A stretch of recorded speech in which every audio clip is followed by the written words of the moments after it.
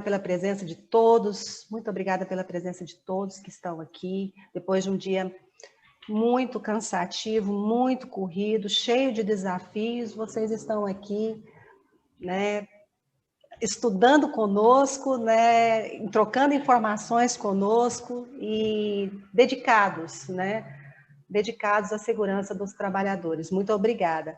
Doutor Raimundo, suas palavras iniciais. Boa noite, pessoal. Mais uma vez, uma grande satisfação estar aqui com vocês. E, mais uma vez, doutora, uma grande oportunidade que toda a equipe tem proporcionado do compartilhamento de boas informações e boas soluções nessa grande força-tarefa de podermos cuidar melhor dos nossos pacientes, de termos uma consciência melhor em relação à segurança dos trabalhadores, mas principalmente de estarmos unidos aí frente à batalha contra essa pandemia que já há tanto tempo está junto conosco, mas que vamos vencer. Agradeço muito aí por todos que disponibilizaram esse tempo e vamos aproveitar aí mais essa noite. Boa noite, agradeço a vocês. Doutor Leonardo. Obrigada. Boa noite a todos. Parabéns pela iniciativa e, novamente, parabéns aos colegas e um agradecimento por todos que disponibilizaram o seu tempo aí para estar aqui para compartilhar.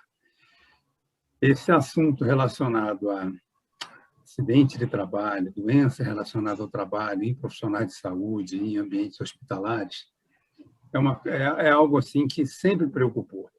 Eu não consigo imaginar, depois de alguns quilômetros rodados aí, um ambiente de trabalho onde exista uma gama de agentes nocivos tão diversos quanto os ambientes hospitalares.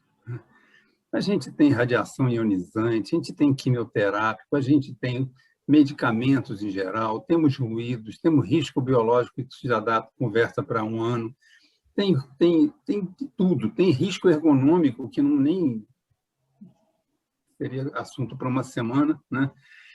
E agora a gente está tendo esse espaço, né, de conversar a respeito disso. Quase todos aqui são ligados à rede hospitalar, então eu acho que enriquece muito escutar a opinião e a experiência dos colegas. Eu acho que só vai somar. E o tema é da maior importância, sem dúvida. Então vamos ouvi-los, vamos aproveitar essa noite aí. E agradeço de novo. Essa semana e a próxima, nós daremos um destaque a essa questão que envolve os acidentes do trabalho, tá? Como o doutor Leonardo acabou de falar, e aí eu vou reforçar, eu tenho um pouco mais de 25 anos de carreira, e eu falo para vocês, não tem ambiente de trabalho mais complexo, não tem. Ele tem tudo, risco físico, químico, ergonômico, elétricos, né? Essas questões que envolvem a saúde mental, envolvendo essas questões dos riscos, né? Sobrecarga de trabalho. Então, realmente, há grandes desafios a serem enfrentados pelos trabalhadores e pelas autoridades e pelo governo, né? Em relação a tudo isso, porque todas as decisões que são tomadas a nível nacional, grande parte delas impactam. Vai falar que o valor do frete não impacta no medicamento? Né, doutor Raimundo? Desafios, né, que estão sendo enfrentados aí, questão de mão de obra, qualificação profissional, quer dizer, há uma necessidade imensa de um esforço concentrado de todos. Eu vou passar a palavra para o Rodrigo Trotzdorf, engenheiro químico, engenheiro de segurança do trabalho, engenheiro de qualidade industrial, membro do SOST, que é o apelido do SESMIT, do Hospital das Clínicas, da UFG, né? Muito obrigada, viu, Rodrigo? Muito bem-vindo, a fala é sua. Boa noite a todos, né? É um prazer imenso estar com vocês aí novamente. E esse tema é um tema muito sensível, o tema de acidentes de trabalho, né? E, como bem disse o Léo, o Raimundo, a doutora Jaqueline, o ambiente hospitalar ele é muito diverso, ele é muito complexo e tem de tudo um pouco lá. Muitas coisas que eu vou passar numa apresentação aqui, muita gente já tem conhecimento de sobra, mas nunca é pouco a gente explanar alguns conceitos básicos de trabalho, o que a gente tem que definir para isso. Eu vou expor a apresentação aqui. Todos estão conseguindo ver?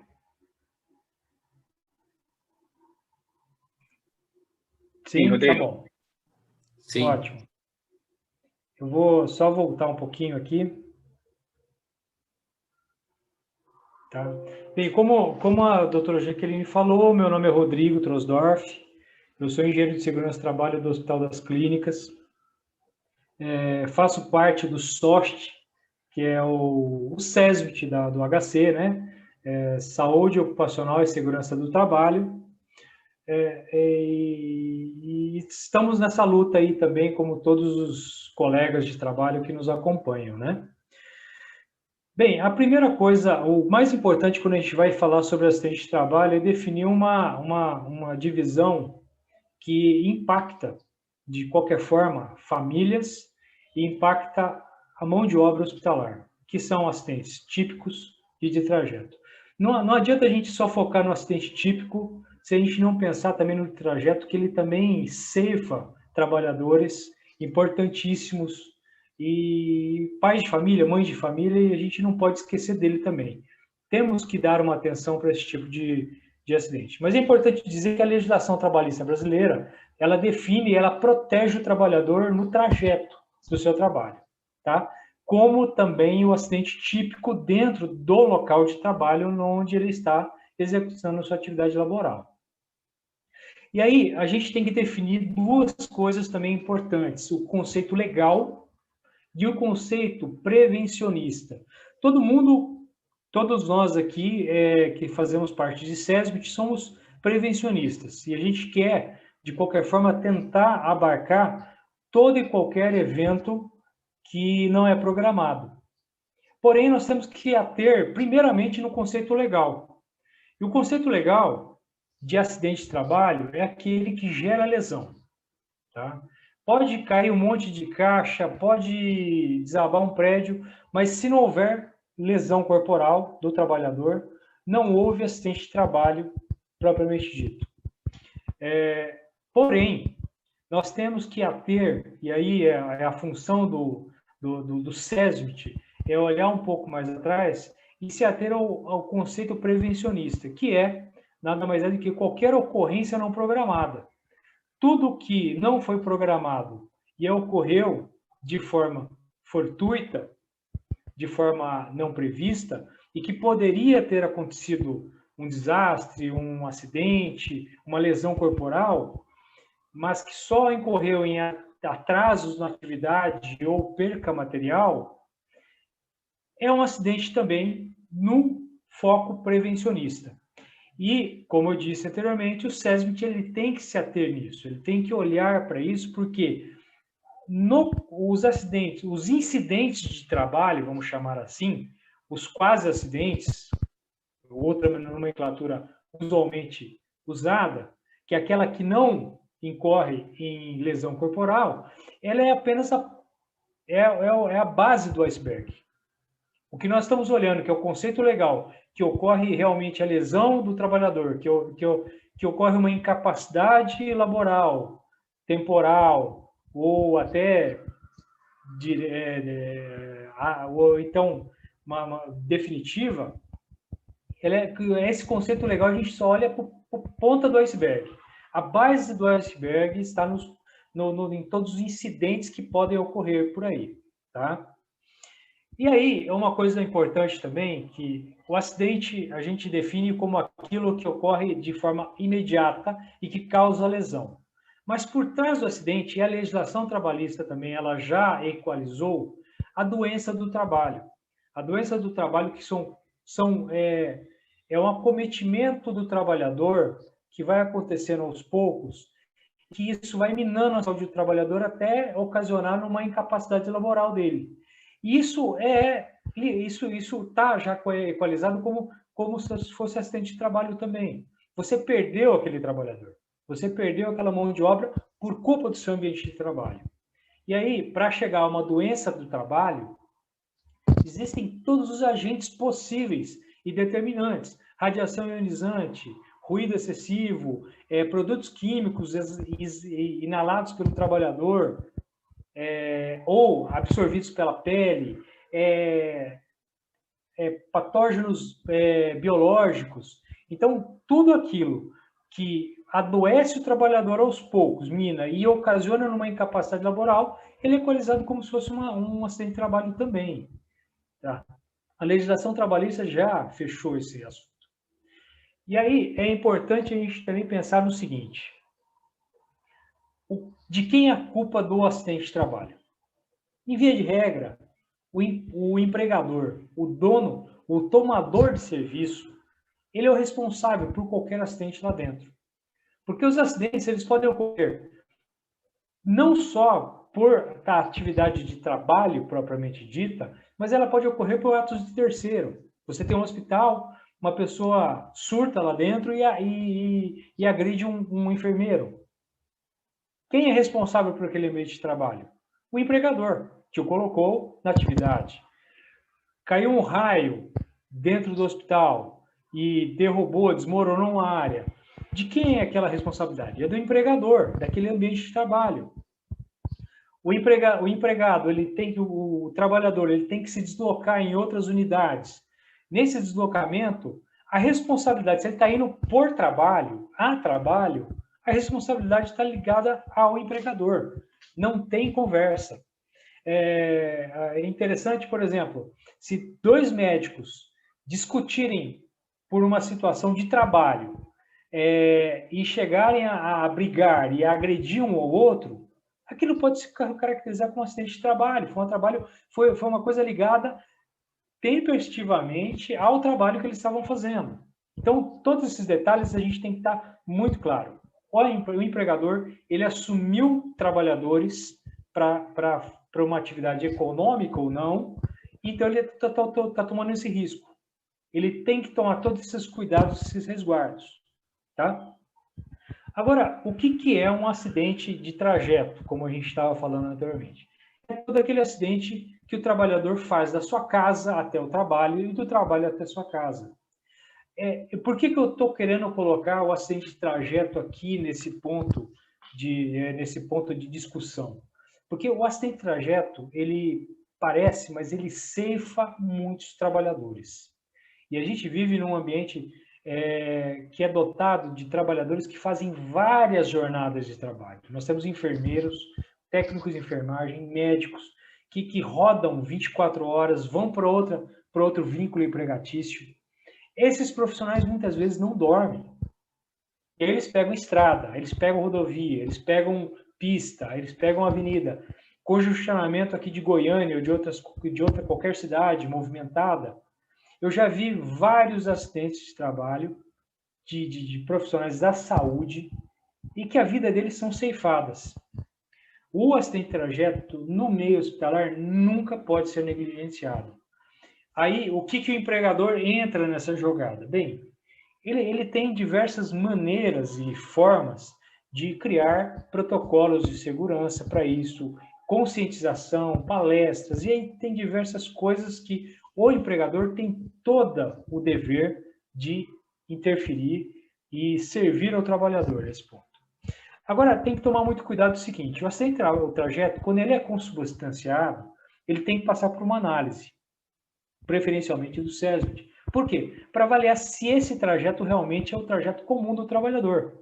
O trabalhador ele tem que ter ciência também de que se ele distanciar do seu trajeto comum característico, dou uma desvio para ir na casa da sogra, passo num colégio para pegar meu filho, ou passo na padaria para comprar pão. Houve um desvio, a responsabilidade ela já acaba se afastando do empregador nesse ponto. Então é importante deixar muito claro que o trajeto é aquele percurso retilíneo direto do trabalho à residência, da residência ao trabalho. Então, o acidente de trajeto ele é muito importante e ele é muito bom ser enfatizado. Tá?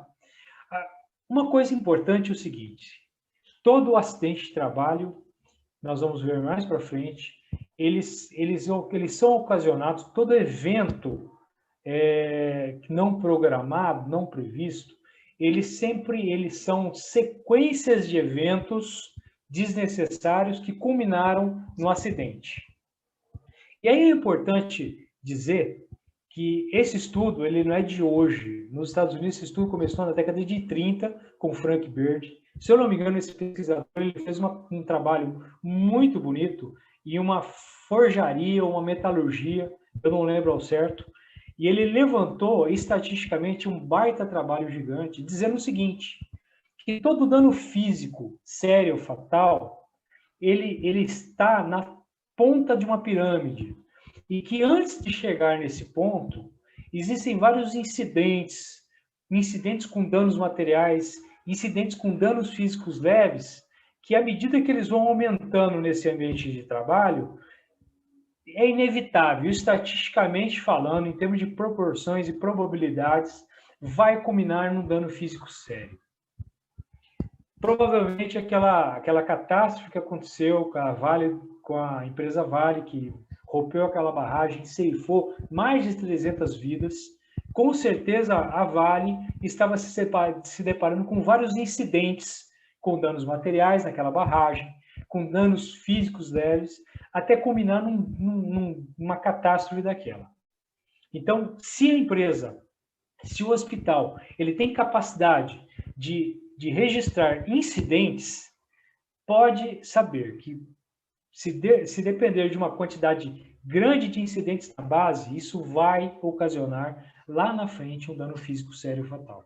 Isso é inevitável. Se aquele local de trabalho está tendo vários incidentes com danos materiais, com danos físicos leves, uma hora ou outra, se ninguém fizer nada, vai culminar num dano físico sério. Ou até fatal. É importante dizer que isso é estatística, isso é probabilidade. Não tem como a gente escapar desses eventos probabilísticos.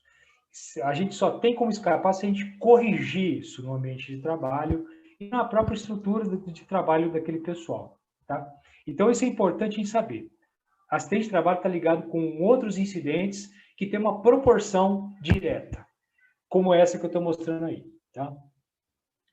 Bem, qualquer acidente de trabalho está ligado a um ato inseguro de um trabalhador, uma condição insegura do ambiente de trabalho, e isso culmina numa lesão, num acidente de trabalho propriamente dito.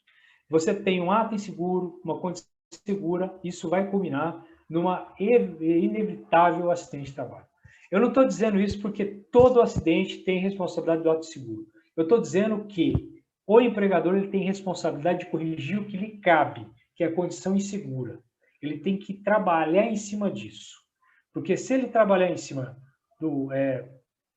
da condição insegura, mesmo que o seu trabalhador cometa um ato inseguro, ele vai barrar esse acidente. Ele vai ter condições de bloquear esse acidente de trabalho. Eu vou dar alguns exemplos de ato inseguro do trabalhador, que isso é comum, e que também eu gostaria de reservar também uma fala do seguinte, que o ato inseguro, ele pode ser e deve ser corrigido com ações programadas no trabalhador, de conscientização, de até emprego de força. Falar, é obrigatório usar a EPI, ponto final, certo? Então, alguns exemplos de atos inseguros, por exemplo, não usar EPI, deixar materiais espalhados pelo corredor, desorganizar o local, usar ferramentas inadequadas, manusear produtos químicos sem conhecimento. Existem vários exemplos de ato inseguro. Aí. Condição insegura. Nossa, uma escada sem corrimão é uma condição insegura. Um local que tem um vazamento de líquido que pode causar o escorregão de um trabalhador é uma condição insegura do ambiente de trabalho. Arranjos físicos elétricos inadequados podem ocasionar um acidente de trabalho grave até. Então, aí você tem uma ampla gama de condições inseguras. Como eu falei para vocês, um ato inseguro combinado com uma condição insegura do ambiente sempre vai ocasionar um acidente de trabalho. E aí é importante, vocês estão observando que Um acidente de trabalho ele é como se fosse aquela brincadeira de dominó, que a gente coloca as peças, uma pareia a outra. E cada uma delas é responsável por um perfil, um ponto de vista olhando para esse acidente, que já ocorreu. A gente está olhando primeiro para a personalidade do trabalhador. Essa personalidade do trabalhador, mais afoito, mais calmo, mais paciente, outros mais agitados. Essa personalidade, ela define as falhas humanas. E aí, essas falhas humanas, elas, combinadas com ato inseguro, conjugam com um acidente. E esse acidente conjuga, no final, que a gente não quer, que é com a lesão. Se a gente tirar a condição insegura e o ato inseguro da jogada, essa peça do dominó, mesmo que a personalidade do trabalhador e a falha humana dele esteja presente, inerente nele, isso não vai combinar na lesão e nem no acidente. A gente está bloqueando esse evento. E como eu falei, todo evento adverso, ele tem uma sequência de erros e falhas que vem desde o ato inseguro até a condição insegura, culminando no acidente e na lesão. Todos. Inevitavelmente, se você fizer uma busca de causa raiz, você vai presenciar isso daí.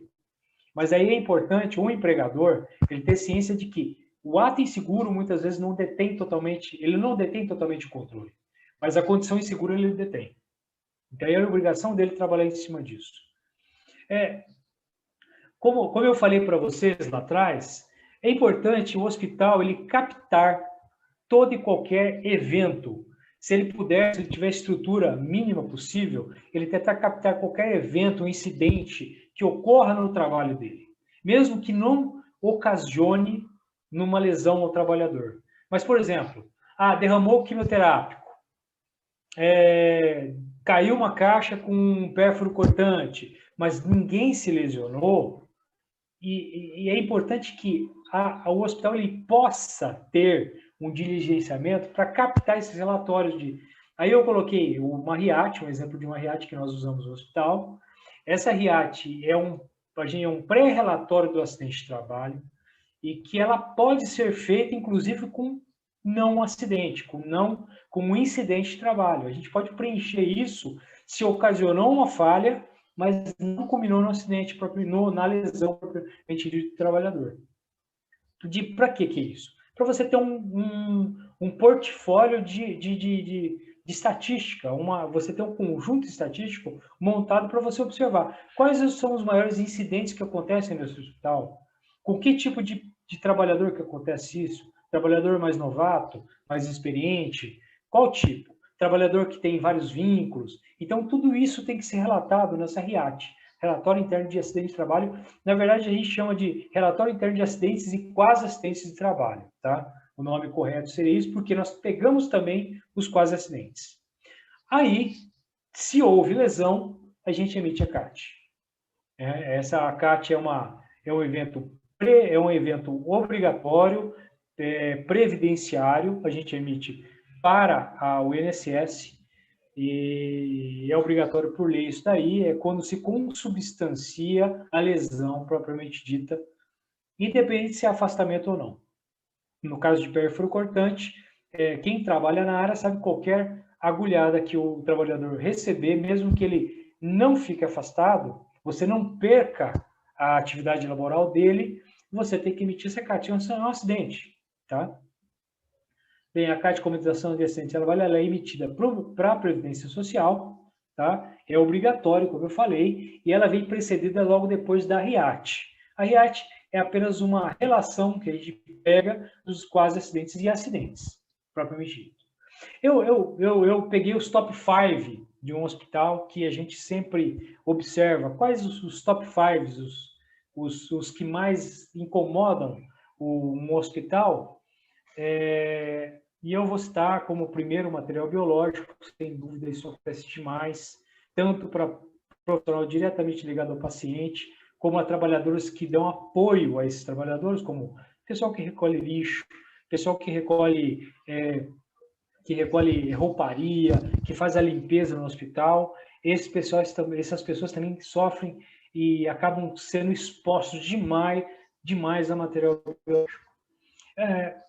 Logo em seguida, acontece muito no hospital, queda no mesmo nível, né? Você tem poucas atividades de trabalho em altura, mas a queda no mesmo nível acontece muito. Isso tem vários aspectos. Primeiro, porque muitas vezes o hospital, dependendo do hospital, da estrutura dele mais antiga ou mais nova, tem vários degraus. O hospital ele passa por uma constante tarefa de limpeza, então tem muitos locais que ficam úmidos, e aí muitos trabalhadores escorregam. A forma de trabalho dos enfermeiros, técnicos de enfermagem, muitas vezes se deparam com obstruções durante das atividades, né? E aí vai. Que é choque elétrico, acreditem se quiser, choque elétrico é um item que acontece bastante e tem nos preocupado muito. À medida que os hospitais vão se tornando mais dependentes de alta tecnologia, ele vai ficando mais dependente de elétrica, mais dependente de instalações elétricas. Os arranjos elétricos vão se tornando mais inadequados. E aí, enfermeiros, técnicos de enfermagem, médicos que desconhecem esse risco, eles não têm total domínio desse risco, acabam se expondo. Eles trabalham com líquidos corpóreos, eles trabalham com água, com umidade, que é natural do ambiente hospitalar, muitas vezes, combinado com eletricidade, com uma condição insegura elétrica, culmina em choque elétrico. Muitos choques, eu já presenciei choques elétricos que lesionaram feio o trabalhador, tiraram enfermeiro. E imagine só, numa época dessa de pandemia, que a mão de obra está sendo escassa cada vez mais, você perder um enfermeiro bem treinado, um técnico de enfermagem.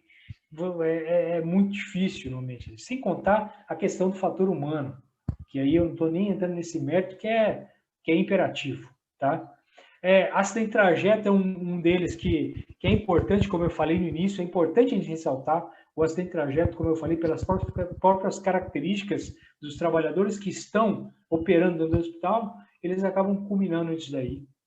E, por fim, é um item que não acontece com grande frequência, mas pela característica, pela gravidade que ele tem, que ele incorre, os incêndios. A gente percebeu alguns incêndios em vários hospitais. Hospitais nós temos uma dificuldade muito grande, que o hospital não para. Ele não para porque ele tem um aspecto humanitário muito forte, uma pegada muito forte humanitária. Você vai parar uma UTI nesse momento? Você vai parar uma enfermaria nesse momento? Se tiver que necessário que parar, pare. Mas é muito complicado você programar paradas. É muito complicado você manejar isso daí. Aí você pega instalações inadequadas, com pouca estrutura de combate a incêndio. Você tem profissionais oscilantes que fazem turnos e muitas vezes não ficam durante a semana inteira lá. Então você tem a dificuldade de montar uma brigada de incêndio treinada. Então você tem diversas formas, diversas dificuldades lá dentro e que muitas vezes os hospitais ficam expostos. Graças a Deus não é um evento que acontece com grande frequência, mas toda vez que acontece é uma tragédia, porque aí você tem combinado lá dentro do ambiente hospitalar, não só trabalhadores que têm saúde e podem evacuar o prédio, mas você tem pacientes que não conseguem evacuar desse prédio com tanta facilidade. E sobra para quem colaborar para evacuar esse paciente? O trabalhador da saúde, o enfermeiro, o médico, o técnico de enfermagem, o fisioterapeuta, ele que vai ter que fazer essa evacuação. Então, se você imagine só a gravidade que é um incêndio no hospital, certo? Eu acho que a minha conversa, eu não vou me estender mais sobre a NR32, sobre os acidentes biológicos. Eu já estou com 24 minutos já de fala. E o que eu vou falar aqui vai ser... Vou falar sobre a NR32, os acidentes biológicos, que são os que mais incomodam o hospital. E todo mundo sabe disso. A gente pode... A NR32, a parte de pérfuro cortante, dá mais outra live aí, brincando, né? Então, eu entrego a palavra novamente para a Jaqueline, tá? Eu agradeço novamente por poder estar participando disso aqui, tá? Rodrigo. E deixo disponível, tá bom? Sim, aí a gente continua. Nas próximas semanas eu acertei com você essa questão, né, porque o tempo é muito curto mesmo para falar de tudo. Então, nessas próximas semanas, a gente continua essa parte envolvendo os acidentes com material biológico, perfluorocortante e tudo mais. Sim. Eu vou passar a palavra agora. Obrigada, viu, Rodrigo? Obrigada. Joana Angélica de França Barbosa, fisioterapeuta, pós-graduada em fisioterapia hospitalar, fisioterapia respiratória com ênfase em UTI, especialista em terapia intensiva adulta, gerente de fisioterapia do Hospital Estadual Alberto Rassi, HGG. Muito bem-vinda, Joana, muito obrigada novamente pela sua ajuda. E na pandemia, um assunto que eu recebi muito pedido de ajuda, muita denúncia também dos trabalhadores, que envolve, sabe, doutor Raimundo, desde a qualidade do ar, a questão da climatização, da qualidade do ar, mas também essa questão que envolve processos de trabalho com relação à dispersão de aerossóis e processos de trabalho seguros, né? Tanto de contenção quanto de redução. Então, vou passar a palavra para a Joana, que a exposição dela está de acordo, né, com essas solicitações que foram feitas por trabalhadores e gestores. Joana, a palavra é sua. Boa noite, doutora Jaqueline. Eu quero cumprimentar todos que estão aqui presentes, né? Após esse dia árduo de tarefas. E que bom estarmos aqui reunidos, né? Para conversar sobre segurança, sobre cuidado, né? No nosso dia a dia.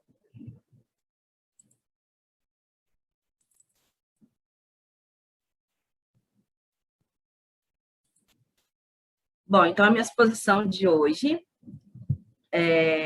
vai ser sobre acidentes de trabalho, procedimentos invasivos, a partir do desenvolvimento de processos de trabalho, né, visando aí reduzir os riscos ocupacionais devido à inalação de aerossóis em procedimentos invasivos. A doutora Jaqueline já me apresentou, eu sou gerente aqui do Serviço de Fisioterapia do HGG. Então, vamos entender primeiro o que são aerossóis, né? Então, aerossóis são partículas, elas são partículas menores do que as gotículas, e elas permanecem suspensas no ar por um determinado período de tempo, um tempo maior do que a gotícula. A gotícula é uma partícula mais pesada, vamos assim dizer. E quando o aerossol ele é inalado, ele pode penetrar de maneira mais profunda no nosso trato respiratório, trazendo aí as doenças, né?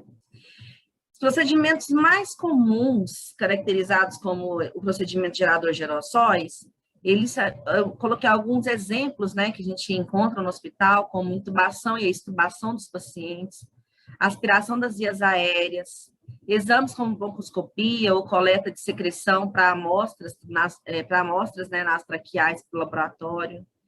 A fisioterapia respiratória é tida também como procedimento gerador de aerossóis, dependendo de como o fisioterapeuta manipula o seu paciente. A respiração também cardiopulmonar, ela também é um procedimento gerador de aerossóis, assim como a traqueostomia, ventilação manual com ambu, ventilação mecânica não invasiva e outros procedimentos que a gente pode listar como indutores de tosse. Então, a gente tem essas partículas de aerossóis que ficam suspensas, né, por um determinado período, e que e que elas podem também contaminar superfícies, né, próximas do local nosso de trabalho, como, por exemplo, papel de impressão, o cobre, roupas também, tecidos, e o aço inoxidável também, que faz parte aí de alguns equipamentos que a gente utiliza dentro da UTI, né? Então, aumentando assim o nosso nível de alerta, né? Quanto ao ambiente contaminado frente aos aerossóis. E aí a gente estratifica, né, algumas áreas hospitalares com esse risco, né, dos aerossóis. Como, por exemplo, na assistência da urgência, emergência, em atenção pré-hospitalar ou em pronto atendimento, em áreas hospitalares destinadas ao tratamento de pacientes com Covid, né, ou suspeito ou confirmado, e outras áreas a ser definidas por cada hospital, e que preenchem os requisitos dessa propagação dos aerossóis, de procedimentos que geram aerossóis. Então, isso é importante salientar por quê? Talvez a gente fique preocupado com a questão de propagação de aerossóis apenas num ambiente fechado de terapia intensiva. Mas, às vezes, numa enfermaria que a gente atenda esse paciente também, ela pode também estar contaminada, até mesmo lá no pronto atendimento também. Então, o cuidado ele tem que ser total durante todo o hospital. E, mediante a isso, a Sobrafir, que é a Associação Brasileira de Fisioterapia Respiratória e Terapia Intensiva, ela publicou, no ano passado, a comunicação oficial a respeito justamente de alguns recursos e técnicas fisioterapeutas que o fisioterapeuta ele tem que utilizar com cautela, né, para evitar a propagação e a proliferação da Covid-19. E esse material é um material muito bacana porque ele mostra para nós o que fazer com o paciente e o que fazer para que o fisioterapeuta ele não seja um propagador da doença, né? E que também evite a contaminação cruzada de um paciente que não esteja ainda positivado com o paciente já com o PCR já positivado. Então, visando a isso, a gente pensa no bem-estar do nosso colaborador dentro do hospital e em o que o hospital pode oferecer para o colaborador para evitar, né, essa propagação de aerossóis. Uma iniciativa bem bacana do nosso hospital foi a construção, né, foi a reforma do nosso vestiário dos colaboradores, onde estratifica com cores diferentes os unissex dos colaboradores, tanto de área, se é da área multi, ou área médica, ou área da enfermagem, área administrativa, ou qual área que esse profissional está trabalhando, se é uma área fechada, como uma UTI, ou se é uma área mais aberta, como enfermaria. E aí, a gente tem esses nossos unissex, né, para colaborador, onde para a equipe multi predomina, né, a cor marsala, e para a terapia intensiva predomina a cor azul. Ambas profissionais são fisioterapeutas. E uma coisa que é muito importante, ao adentrar no ambiente, né, onde a gente vai atender nosso paciente, é lembrar daqueles 5 momentos da higienização das mãos, né, onde é tão importante, né, a lavagem das mãos, ter esse cuidado a mais, e principalmente nesse período que nós estamos vivendo, os períodos críticos, né. A gente de nosso conhecimento que a higienização das mãos, ela previne infecções graves, né, de iras graves, e principalmente agora nesse âmbito, né, da Covid, como a gente tem usado, né, a normativa da higienização das mãos. Então, aqui também uma imagem do nosso UTI, onde mostra justamente que em cada leito do hospital, a gente é composto por uma pia, onde tem o sabão, papel toalha para lavar as mãos.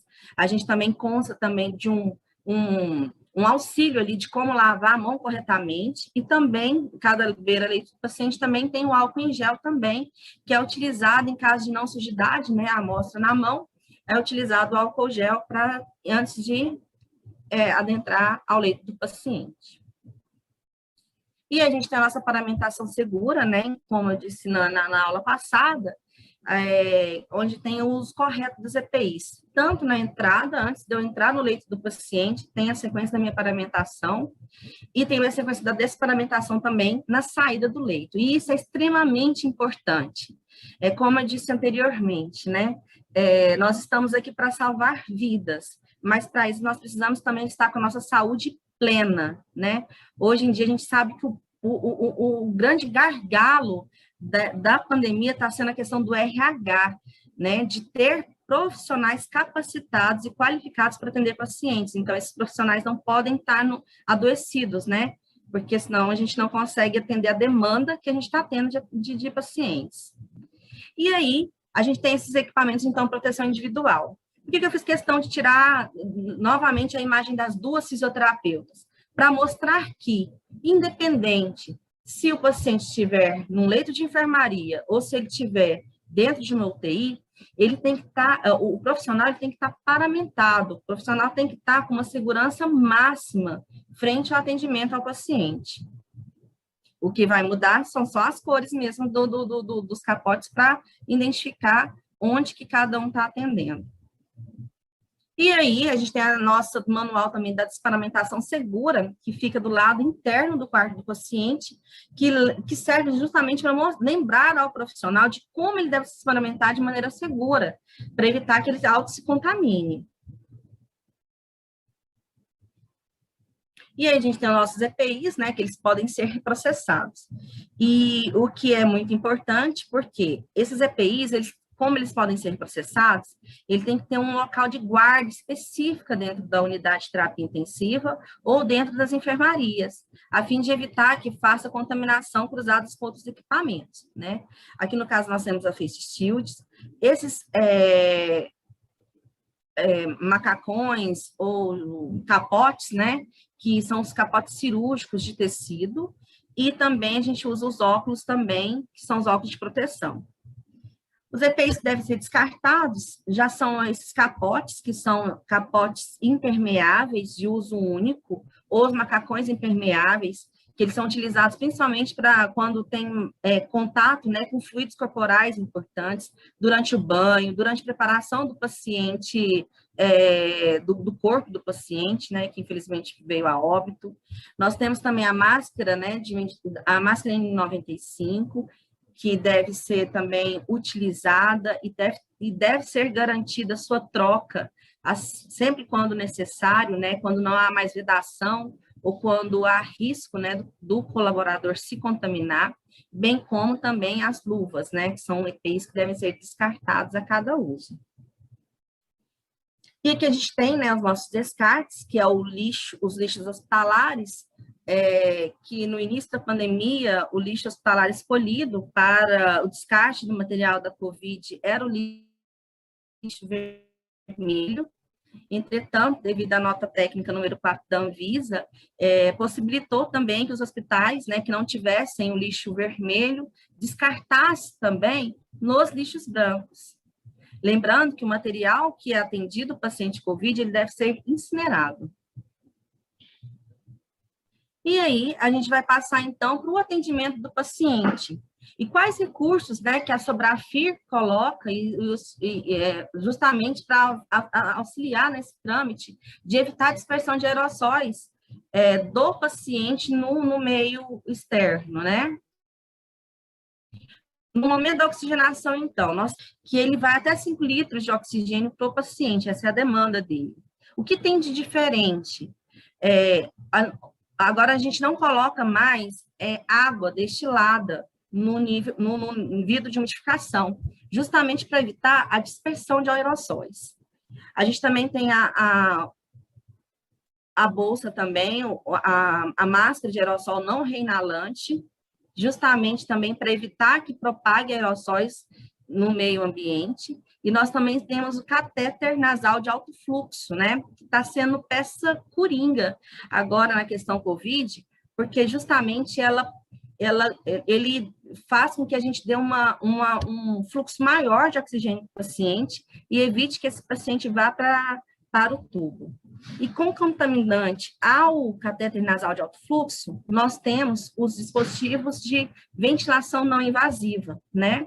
O capacete Helmet, que está sendo vastamente utilizado, e o que é o mais importante, justamente para evitar dispersão de aerossóis, o que tá sendo preconizado é a utilização de filtros HMEF em todos os orifícios de exalação de ar.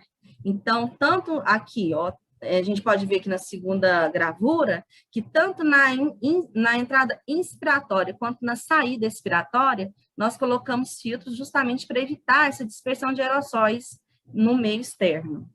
Assim também como a máscara de ventilação não invasiva, a Total Face, que também aqui nessa gravura não mostra, mas a gente coloca também o filtro HMEF justamente para evitar a dispersão, né, de partículas e evitar que esse paciente vá para o tubo. Já no momento da intubação, visto falência respiratória, esse paciente ele vai para o tubo. E aí há algumas medidas que a gente faz também para facilitar justamente que esse paciente não exale tanto aerossóis no meio externo. O primeiro deles aqui em cima, um dos exemplos que a gente utiliza, inclusive aqui no nosso hospital, é o pinçamento do tubo. Esse pinçamento, ele serve tanto para o momento da intubação do paciente, quando uma possibilidade de desconexão do paciente da ventilação mecânica. Por exemplo, quando o paciente vai fazer um transporte intra-hospitalar para um exame, por exemplo, uma tomografia, onde eu tiro o paciente do ventilador microprocessado e passo ele para o ventilador de transporte. Então, essa pinça é utilizada nessas duas condições. E aqui embaixo, há um passo a passo aqui, que mostra que a gente pode utilizar também o êmbolo da seringa, juntamente com o fio guia, para tamponar a saída do ar quando vai fazer a intubação do paciente, evitando assim também dispersão de aerossóis. Outro fato importante também no momento da intubação, que houve uma mudança com a questão da COVID, é a montagem do ambu frente ao momento da intubação. A fim de evitar a proliferação de aerossóis, nós não vamos ventilar o paciente com o ambu, mas nós vamos promover para o paciente uma oxigenação adequada. Para isso, a gente tem esse saco, né, no final do ambu, que é com uma bolsa reservatória, e nós temos aqui também um filtro HMEF, já o sistema de TrackCare, que é um sistema de aspiração fechado, onde nós vamos conectá-los, e aí quando for entubar o paciente, a gente já tira do paciente o filtro juntamente com o TrackCare e evita que faça dispersão de aerossóis.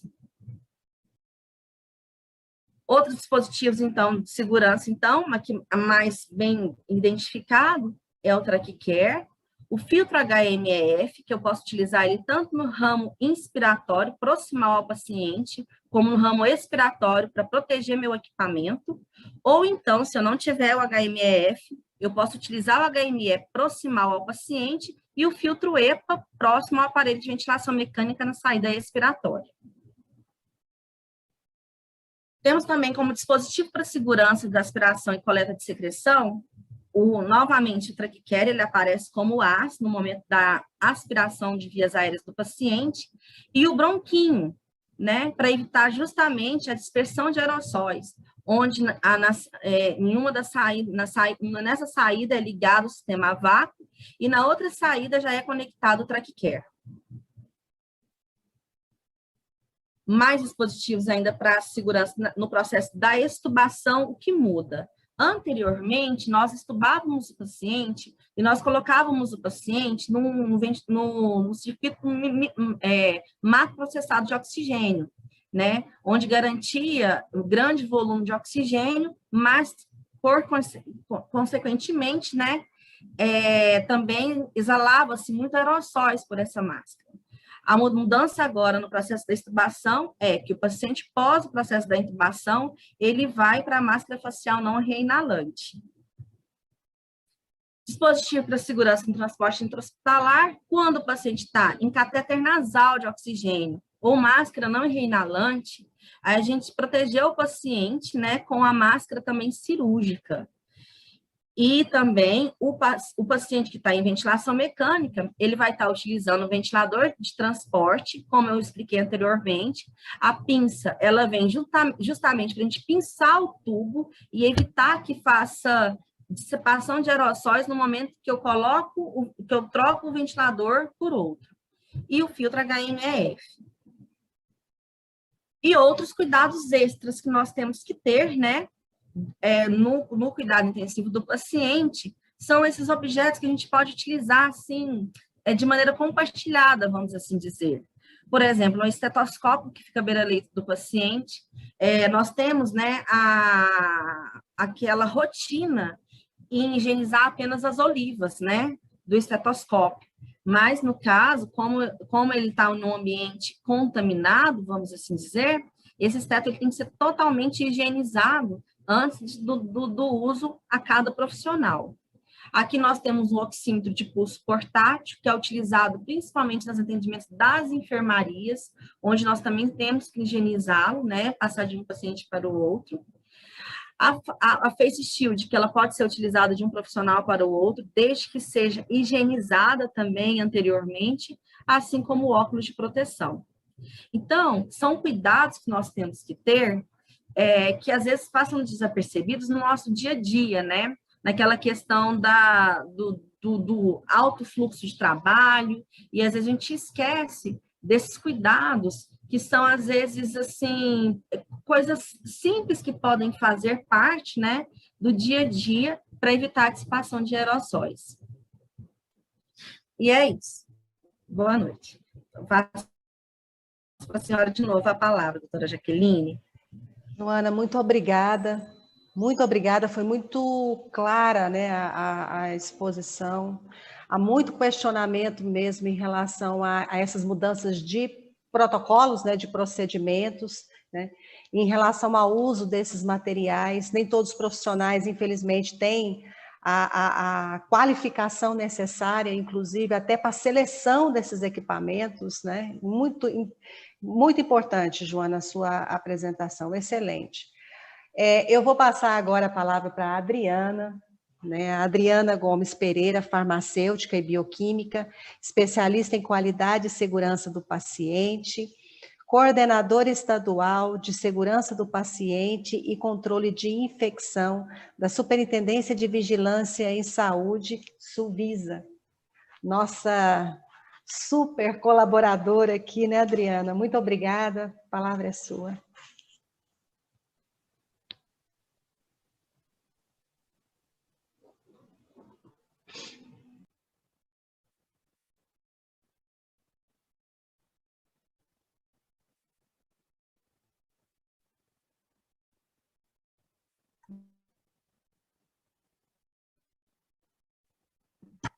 Agora sim, estava sem áudio. Boa noite a todos, obrigada, Jaqueline, né, por mais uma noite, mais uma semana de lives, né? Hoje eu vou estar falando novamente dos micro-organismos multiresistentes. Minha internet, infelizmente, hoje não está muito bem, eu não sei o que está acontecendo, caiu 3 vezes já, eu espero que não caia. Não pode nos deixar na mão. Vou compartilhar a tela. Está indisponível o compartilhamento.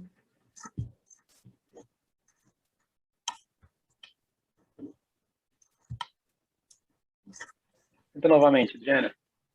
Sim.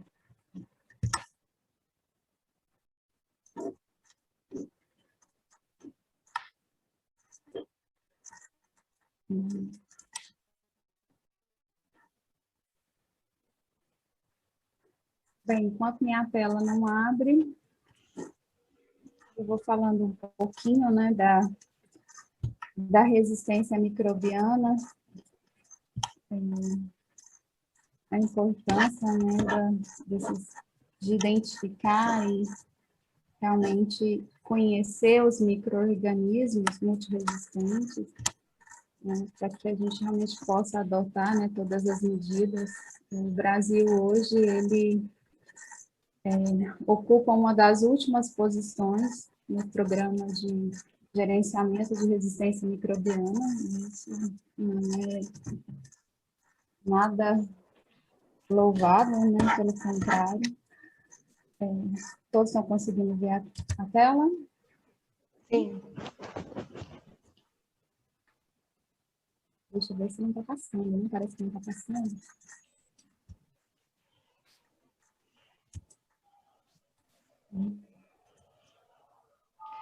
Enquanto a Adriana ajusta aí, eu vou falando a respeito da importância dessa abordagem, né, da importância da exposição do manual para a segurança dos trabalhadores.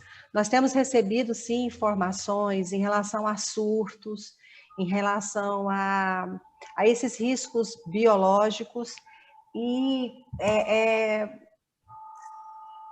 a importância desse trabalho que nós temos feito aqui com relação aos processos de trabalho em si, né? Desde a qualificação profissional, treinamentos, capacitações e as condições de trabalho, que envolve as condições de trabalho.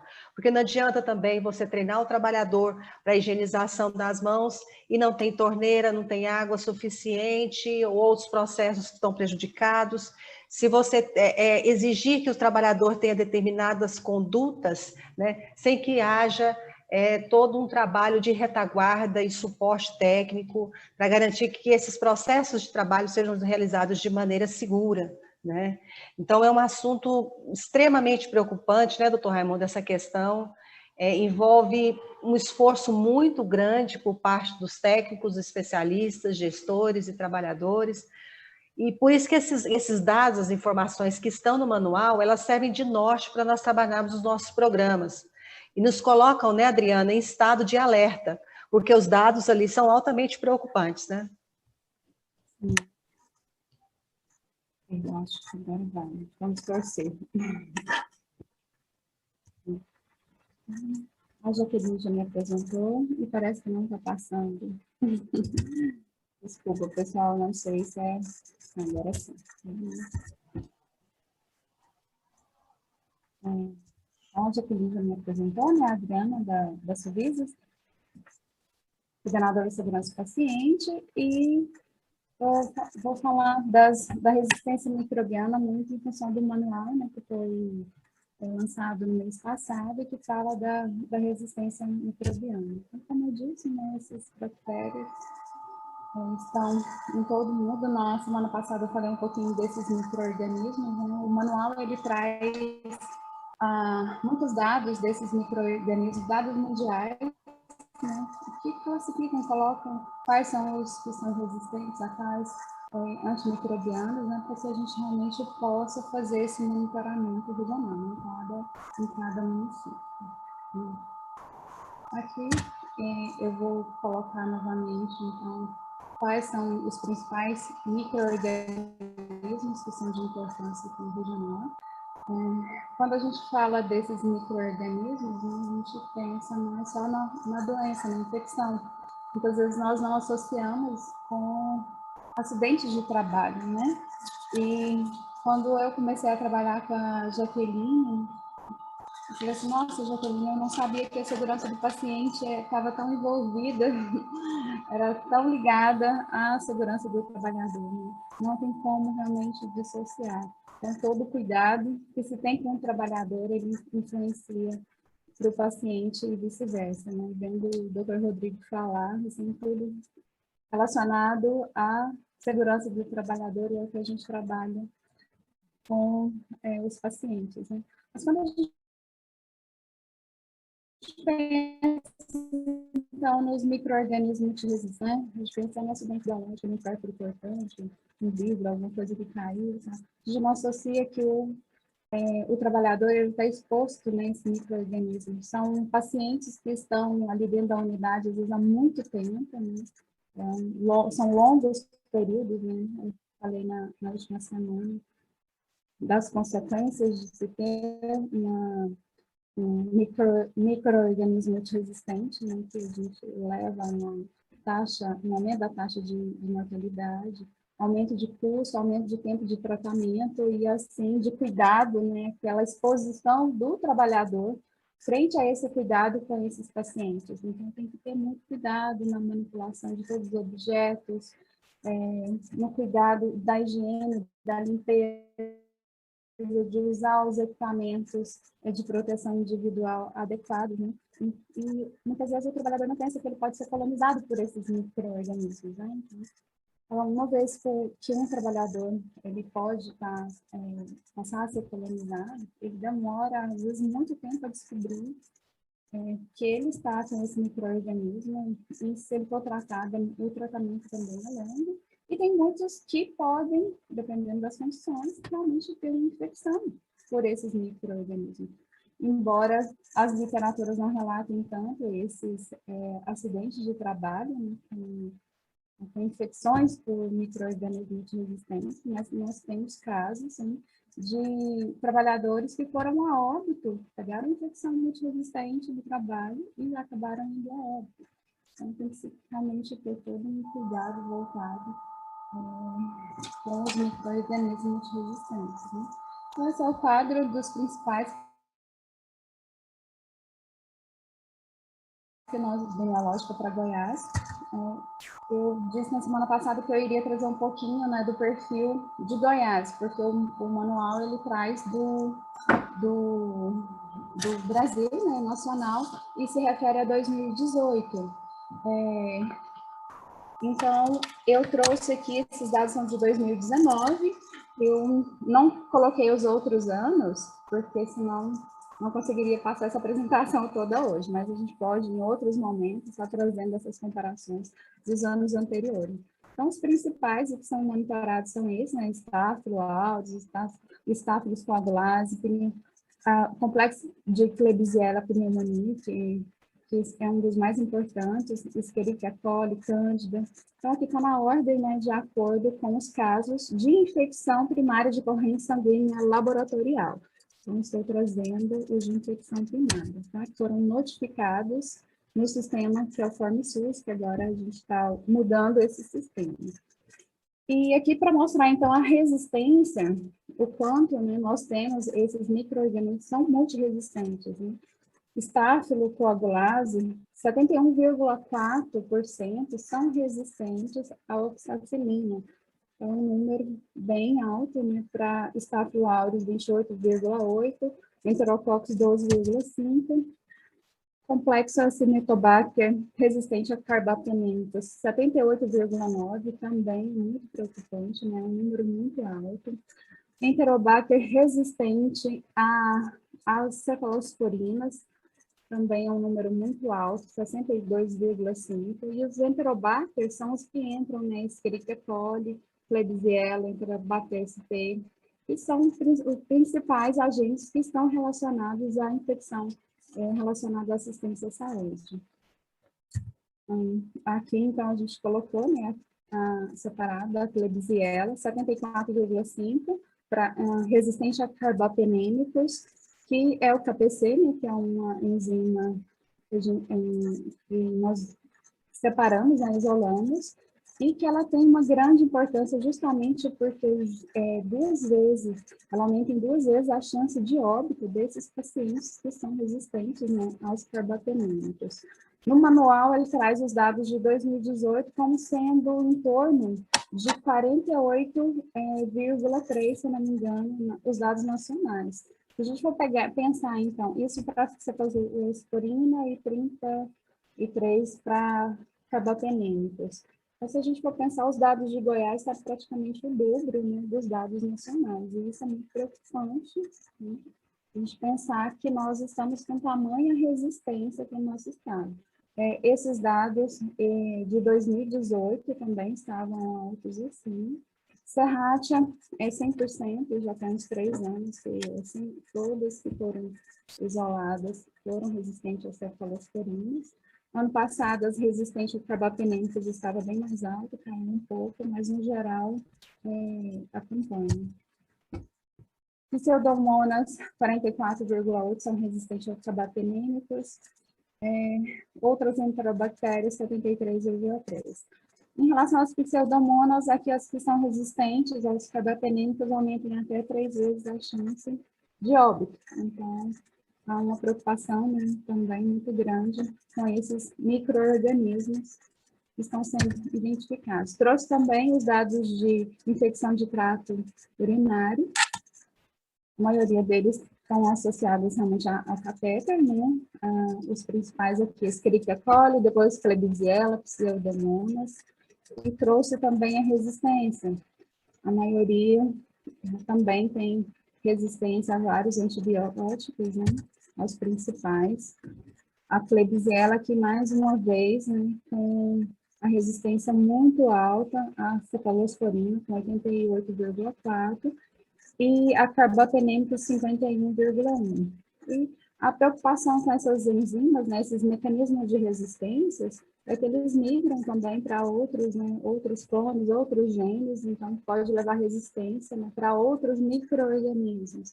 Então, a preocupação em conseguir controlar esses micro-organismos dentro da instituição.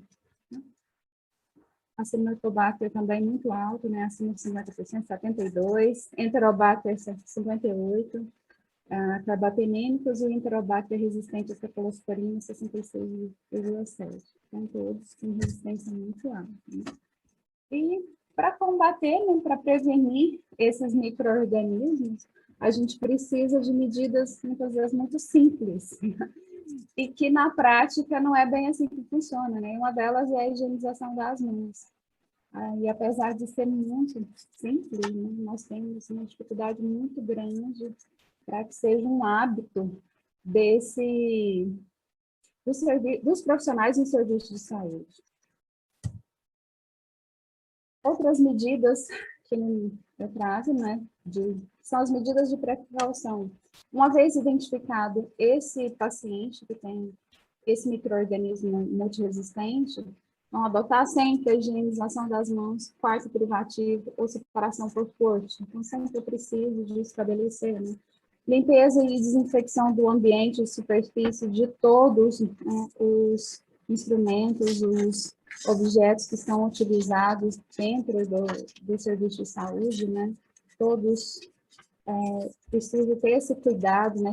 Ter esse monitoramento. O serviço de controle de infecção tem que estar o tempo todo, sempre atuante, ativo, para fazer as medidas, né, de limpeza e desinfecção, para controlando. As culturas, né, de vigilância, como eu havia falado já na anterior, não é apenas nas instituições que têm unidades de alto risco, né? Os outros serviços de saúde também. Né? À medida que receber um paciente, é um paciente que foi internado há muito tempo, é um paciente que é proveniente de uma ILPI, uma instituição de longa permanência, ficou muito tempo em unidade de terapia intensiva. Né? Então, são pacientes que tem que se verificar, né? Ter um transplantado, verificar realmente se não tem, estar sempre atuante, né, fazer essas culturas ativas.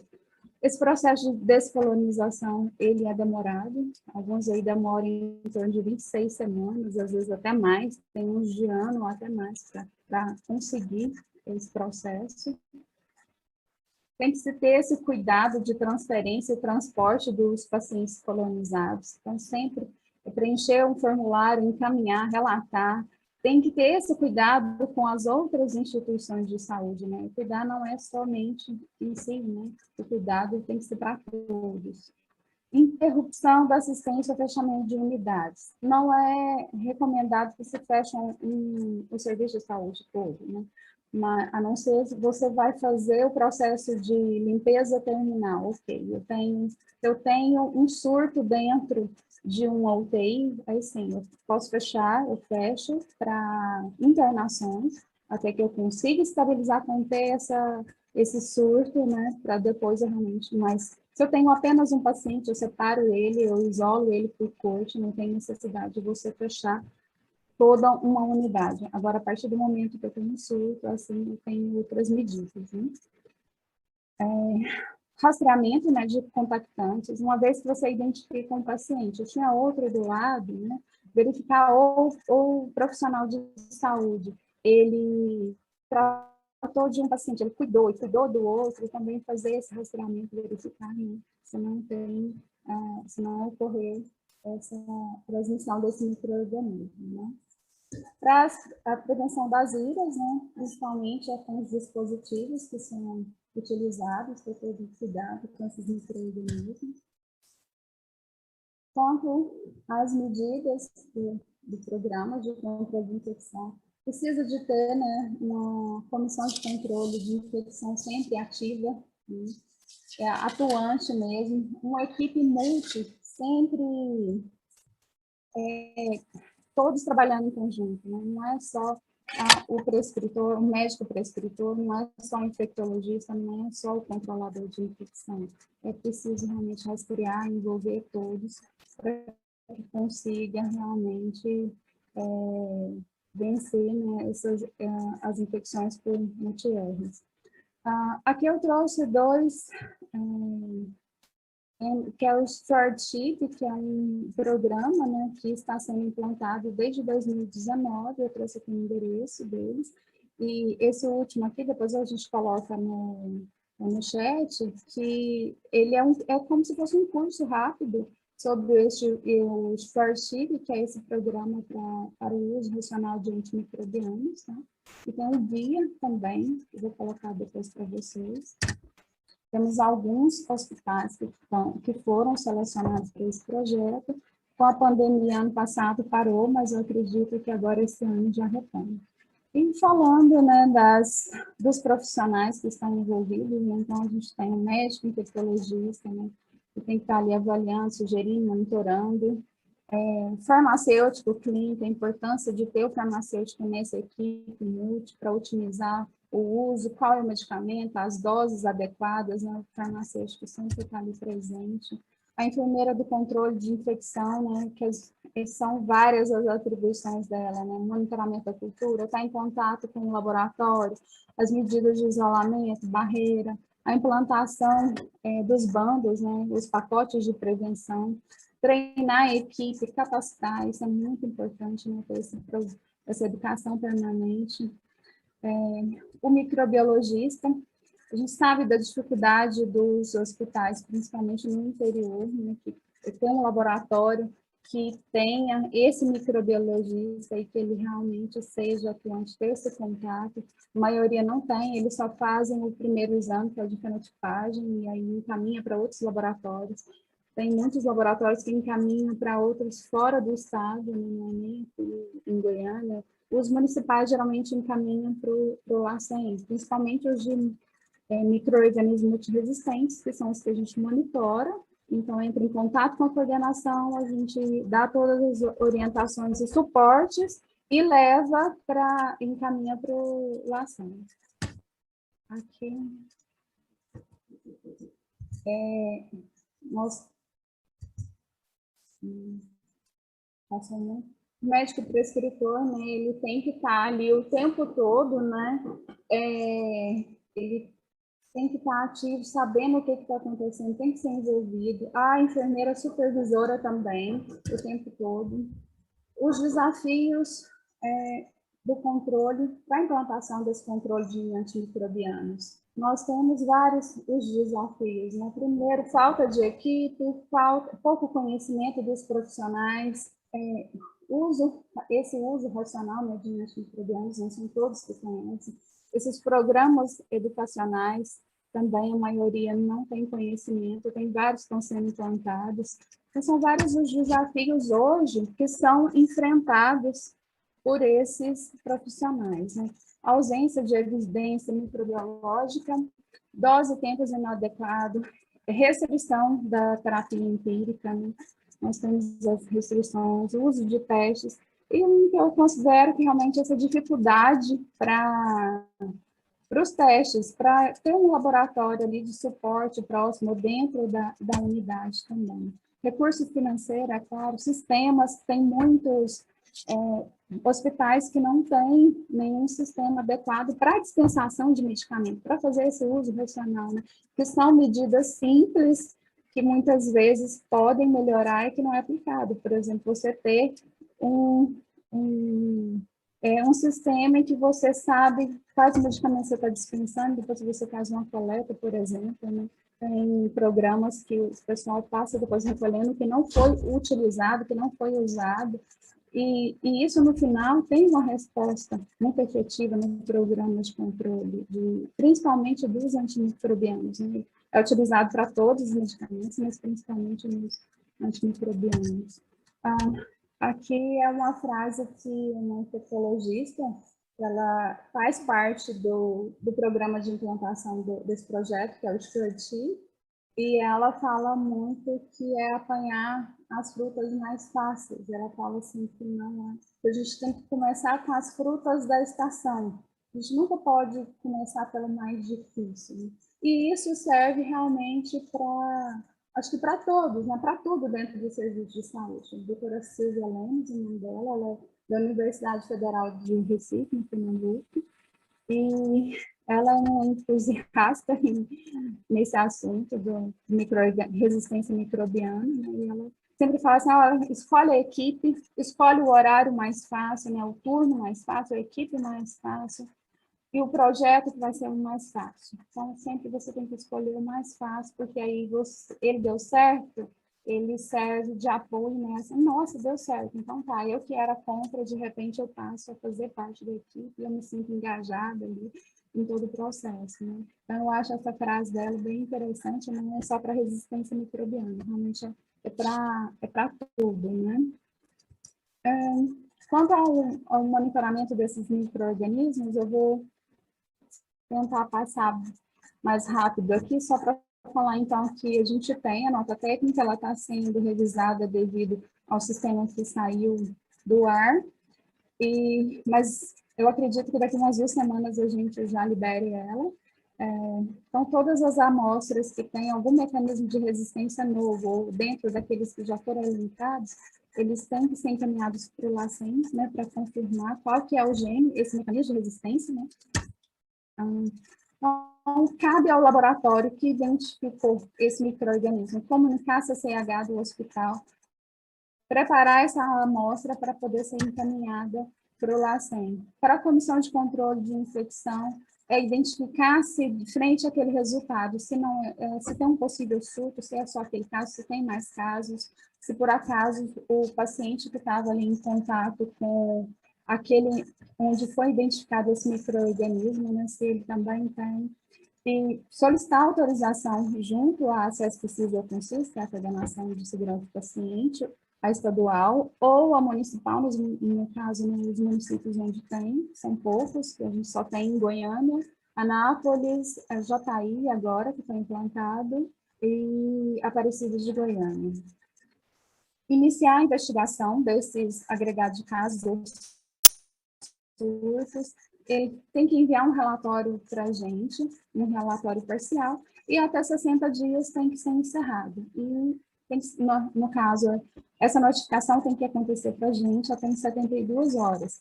E no sistema também, só que como o sistema está fora do ar, a gente está estudando como que vai ser esse mecanismo de coleta. Quanto a CONCIS e a CESPCIS, né, as coordenações, cabe realmente a gente dar todo o suporte, acompanhar, verificar junto ao LACEN esse resultado, repassar o resultado para a CCH, e realmente assim, estar próximo para verificar todas as medidas que estão sendo adotadas e que está sendo feito. Quanto ao laboratório LACEN, eles recebem essa amostra e após, o que não pode ser feito lá, eles encaminham para o laboratório, assim que libera, eles enviam para a gente repassa. Tá? Então, é isso, pessoal. Por enquanto é isso de resistência microbiana, né? É um assunto muito longo, muito extenso. Então, não são só esses micro-organismos que a gente monitora, né? Tem outros também, e que estão na nota técnica, e depois a gente volta, assim, nesse assunto, tá? Então, muito obrigada a todos. Com vocês, Jaqueline. Muito obrigada, Adriana. Muito obrigada, Joana, Rodrigo, Adriana. Muito úteis todas as informações. Integram as nossas notificações fiscais que estão em andamento, as auditorias que estão em andamento. Agradeço imensamente, né, o material que vocês estão produzindo. Doutor Raimundo, suas considerações. Então, pessoal, primeiro, boa noite, agradecê-los muito pela contribuição, mas é engraçado como os temas se encaixam, né? Principalmente no sentido de que hoje a gente acaba vivendo um momento de grande estresse e grande sobrecarga para os trabalhadores, o que endossa a necessidade de regras definidas, de um planejamento bem definido, e principalmente olhando para frente no impacto que aquilo pode trazer para o futuro. A chance dos acidentes ocupacionais, eles acabam sendo maiores nos profissionais que estão submetidos aí a um estresse e jornadas muito longas, como a gente acabou discutindo aqui, mas principalmente eu vejo no intra-hospitalar o desafio que a gente tem, por exemplo, nesses pacientes que com diagnóstico de COVID ficam durante bastante tempo em ventilação mecânica, o que acaba trazendo a necessidade de termos um cuidado maior com as infecções relacionadas à assistência, as pneumonias associadas à ventilação, o que vai acabar demandando aí grande quantidade de tempo em uso de antibiótico terapia, levando-se em consideração ali também a necessidade de uma boa avaliação técnica na prescrição, o que culmina com o que a Adriana trouxe para a gente,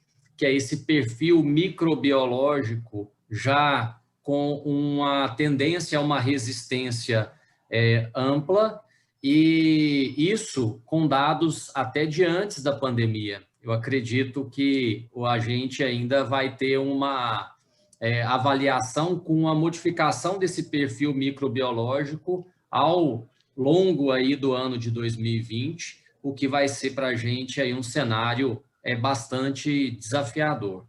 O que só faz com que tenhamos uma grande necessidade, que é aquela ponderação e avaliação com bastante critério, com bastante detalhe, frente às nossas ações ao paciente, porque isso impacta de maneira significativa naquilo que vamos ter de armas a serem utilizadas no futuro. Então, a ação responsável hoje, com as boas práticas de hoje, é o que vai nos dar conforto ou vai nos dar uma maior necessidade de atenção no futuro aí que está por vir. Agradeço a todos vocês, foi uma noite aí excelente, espero que saiamos com a sensação de maior responsabilidade, até que quando estamos munidos de boa informação, a gente acaba tendo uma maior responsabilidade com as nossas ações. Obrigado, Adriana, obrigado, Joana, obrigado, Rodrigo. Boa noite, pessoal. Doutor Leonardo. Só tem que dar parabéns mesmo, né? Excelente, super didática a exposição do Rodrigo. A Joana e a Adriana trazendo assuntos da maior importância sobre aerosóis, sobre micro-organismos. Eu venho de uma realidade no HDT, onde a gente já está atento à questão do SESMIT, já está atento à questão dos aerosóis há muito tempo. A gente desenvolveu um trabalho desde 2001, lá começou com o Dr. Marcelo Fuad, com realização de PPD entre funcionários, e a gente continuou com isso a partir de 2007. A gente foi surpreendido pela quantidade de funcionários da área administrativa contaminados com PPD reator, né, ao longo dos anos, né? E criamos uma equipe multiprofissional, uma coisa que já está evoluindo, já tem muitos anos nesse sentido, e pegamos a tuberculose, que é uma doença transmissível, muito transmissível por aerosol, como modelo. Se a gente, pensando assim, se a gente consegue controlar, se a gente consegue manter a tuberculose sob controle, é mais fácil. Talvez a gente tenha como aprender formas de lidar com outros micro-organismos também. Seria uma coisa muito extensa para a gente explanar, mas, resumidamente, de 2007, antes de 2007, a gente tinha uma média de 1 a 2 casos de pacientes, funcionários com tuberculose no hospital, né? De 2007 para cá, na hora que a gente implantou realização de PPD, fluxo de pacientes com tuberculose, uso de máscaras, forma correta de coletar áreas específicas para coleta de descarro com salas, a sala com filtro EPA, implantação de filtro EPA em vários setores, nós estamos até hoje, de 2007 até hoje, 15 anos, vamos fazer 14 anos, sem nenhum caso de tuberculose entre funcionários. Eu estou falando de um hospital de referência para doenças infecto-contagiosas, onde a gente trabalha com TB multiresistente. Então, assim, isso afasta qualquer questionamento sobre validade de PPD ou não validade de PPD. Não foi só o PPD, mas foi toda uma cultura que se criou em torno dos aerosóis, né, do controle dos aerosóis, que é uma prática de UTI, de fisioterapia, de enfermagem, de engenharia, enfim. É um cuidado que talvez seja a grande causa razão de existência de hospitais hoje, seja os aerosóis, porque gotículas é mais fácil de a gente controlar. O aerosol é muito complicado, o aerosol se dissemina de uma forma que dribla tudo e todos, né? Mas não vamos nos estender em relação a isso. Parabéns a todos, uma ótima noite, foi brilhante, parabéns, Jaqueline, pela iniciativa, e somos gratos por você estar abrindo esse espaço aí para a gente. Tá? Boa noite a todos. Muito obrigada a todos. A gente não tem nem como palavras para agradecer, porque realmente é um compartilhamento de informações extremamente importante. Hélio, eu vou pedir para você abrir o som, não sei se você vai conseguir. Abre o som do Dr. Guilherme, que está aqui Não sei se você consegue. Tudo bem, doutor Olá, Guilherme? boa noite. Tudo bem? Queria participar um pouquinho aqui com vocês, parabenizar pela iniciativa, todas as apresentações, como já foi dito, excelentes. E eu queria só fazer uma pequena contribuição na apresentação da Adriana, porque a gente tem conversado já entre os grupos de infectologia que, associada a uma pandemia de Covid-19, a gente tem uma epidemia de multiresistência. E essa epidemia de multiresistência está muito correlacionada a um remédio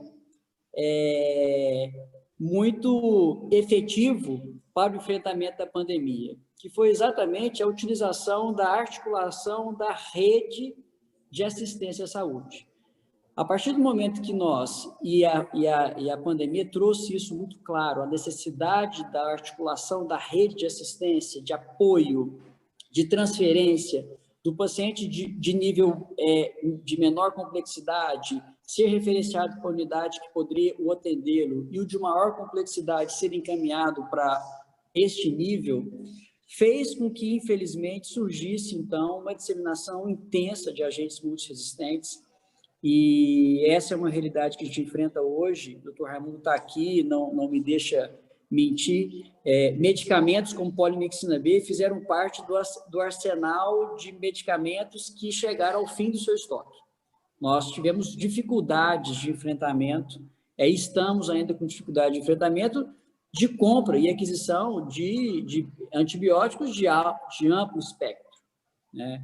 Então, eu gostaria muito de chamar a atenção a todos e parabenizar a Adriana da importância desse trabalho que está sendo feito, porque eu tenho plena convicção que os resultados de 2020 e 2021 serão resultados que nos trarão muita preocupação em relação ao perfil dos agentes desenvolvidos, mas, infelizmente, isso é consequência dessa articulação de rede, onde um paciente ele inicia no nível de atenção básica ou primária, num CAIS, vai para uma UPA, depois transfere para uma unidade, depois vai para outra. Quando confirma, quando afasta, ele transfere para outra, ou seja, nós experimentamos muito isso durante essa pandemia e, infelizmente, como consequência, a gente acabou vendo isso. Então, acho extremamente importante e relevante nós estarmos sempre trocando nesse assunto para com as unidades, para que se realmente tenha atenção na tentativa de... Não é porque é coorte de Covid que todos os pacientes têm o mesmo agente, nós precisamos utilizar EPI específico. Ainda é caro, ainda temos dificuldade, mas a gente tem que lembrar disso. Era só essa minha contribuição. Parabéns, doutor Jaqueline, continue trazendo informação de qualidade para a gente. Muito obrigado. Obrigada, doutor Guilherme. E para quem não conhece, né, o diretor do HCamp Goiânia. E deu para sentir, né, doutor Leonardo, na fala dele, a angústia, né?